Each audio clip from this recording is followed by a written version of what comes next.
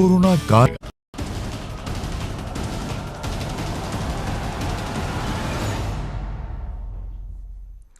नमस्कार, स्वागत है आपका। चलिए तेज रफ्तार के साथ देखते हैं उत्तर प्रदेश और उत्तराखंड की हर छोटी बड़ी खबर।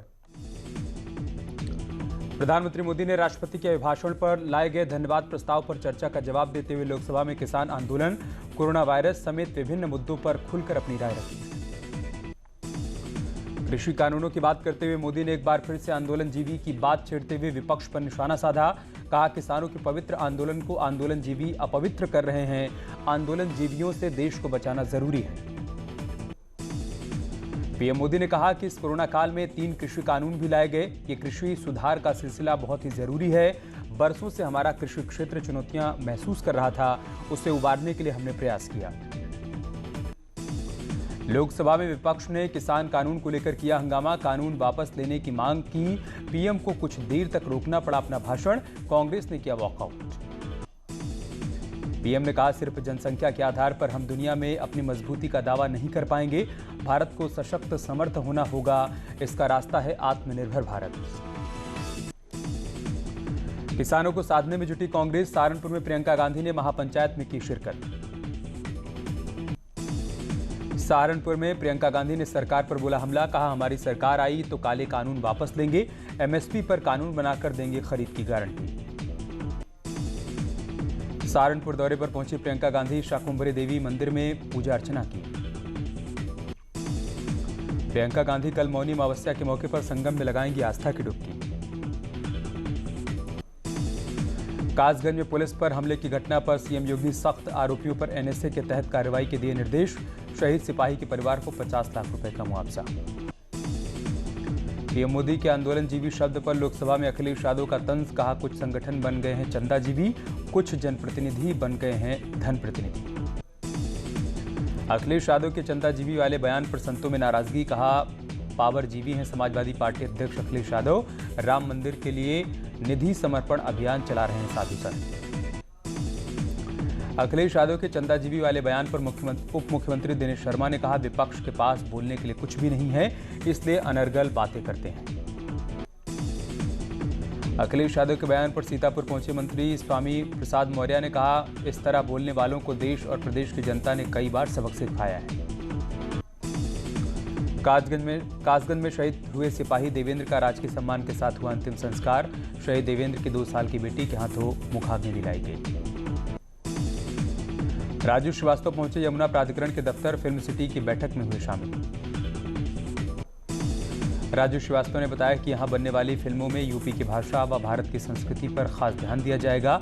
वहीं बताया गया कि स्थानीय भाषाओं में बनने वाली फिल्म को 50%, जबकि हिंदी व अन्य भाषाओं में बनने वाली फिल्म को 25% सब्सिडी मिलेगी। प्रयागराज में संगम की रेती पर लगे माघ मेले का तीसरा प्रमुख स्नान कल, लाखों श्रद्धालु संगम तट पर जुटे। 14 फरवरी को वृंदावन कुंभ पूर्व वैष्णव की बैठक में शामिल हो सकते हैं सीएम योगी। कुंभ स्थल पर स्थापित पुलिस लाइंस व हाईटेक कंट्रोल रूम का आईजी ने किया निरीक्षण। संत कबीरनगर जिले में खलीलाबाद नगर पालिका चुनाव की पुनर्मतगणना में बीजेपी प्रत्याशी श्याम सुंदर वर्मा ने दोबारा से जीत हासिल की। नोएडा विकास प्राधिकरण ने क्विक रिस्पांस टीम का गठन किया। इस टीम को मुख्य नोएडा प्राधिकरण ऋतु माहेश्वरी ने दिखाई हरी झंडी। सुल्तानपुर के सेमरी गांव में तालाब में डूबने से लड़की की मौत। परिवार वालों के मुताबिक लड़की मानसिक रूप से बीमार थी। मुजफ्फरनगर के सफीपुर गांव में एक युवक को पीटते हुए कुछ युवकों का वीडियो सोशल मीडिया पर हो रहा है वायरल। चीन की दादागिरी पर अमेरिका का बयान, हालात पर करीब से नजर बनाए हुए हैं हम। यूपी बोर्ड परीक्षा की तारीखों का ऐलान, 24 अप्रैल से 10 मई तक होंगी 10वीं और 12वीं की परीक्षा।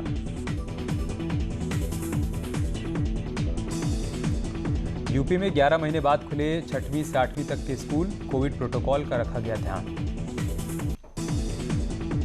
वाराणसी में कोविड के चलते 13 मार्च 2020 से बंद यूपी में 6वीं से 8वीं तक के स्कूल भी योगी सरकार के निर्देश पर खोल दिए गए। करीब 11 महीने के बाद स्कूल खुलने से बच्चों में उत्साह दिखा। बाराबंकी में भी खुले क्लास 6 से 8th तक के सभी स्कूल, बुलाए गए 50% बच्चे, गाइडलाइंस का हो रहा है पालन। कानपुर में कोरोना के चलते 11 महीने बाद 6वीं से 8वीं तक के छात्रों के लिए स्कूल खुल गए। क्लास में सोशल डिस्टेंसिंग का हो रहा है पालन।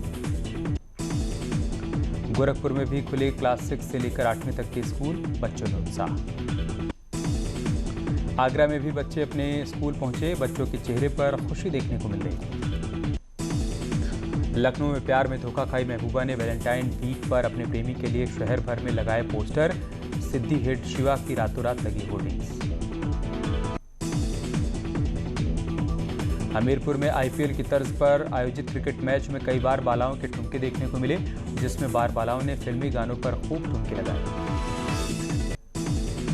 बागपत में मुठभेड़, 6 शातिर बदमाश हुए गिरफ्तार, लूट के सामान पुलिस ने किया बरामद। अलीगढ़ में कैनरा बैंक में कैश काउंटर से चोरी करते लड़का सीसीटीवी में कैद हुआ, पुलिस ने बच्चे को पकड़कर पूछताछ की। हमीरपुर में सड़क हादसे में एलएलबी के छात्र की मौत, परीक्षा के लिए प्रवेश पत्र लेकर लौटते वक्त हुआ हादसा। हमीरपुर में गन्ना पिराई की मशीन में फंसकर महिला की मौत, राठ कोतवाली क्षेत्र के गरगांव का है मामला। हमीरपुर में शराब के ठेकों के खिलाफ महिलाओं ने किया प्रदर्शन, कलेक्ट्रेट पहुंचकर बस्ती के पास से ठेकों को हटाने की मांग की। बलिया में एक दबंग और उसकी मां ने एक युवक को चाकू मारकर घायल कर दिया, मामूली विवाद में हुई चाकूबाजी। बलिया में नाबालिग की बेरहमी से पिटाई, पुलिस ने एक आरोपी को गिरफ्तार किया, मोबाइल चोरी के आरोप में युवक की पिटाई की।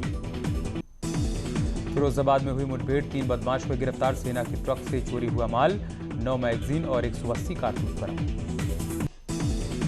कोरोना काल में यूपी की जेलों में आत्महत्या के मामलों में हुआ इजाफा, डीजी आनंद कुमार ने भी माना कि कोरोना के चलते मुलाकातों पर लगी रोक के चलते हुआ इजाफा।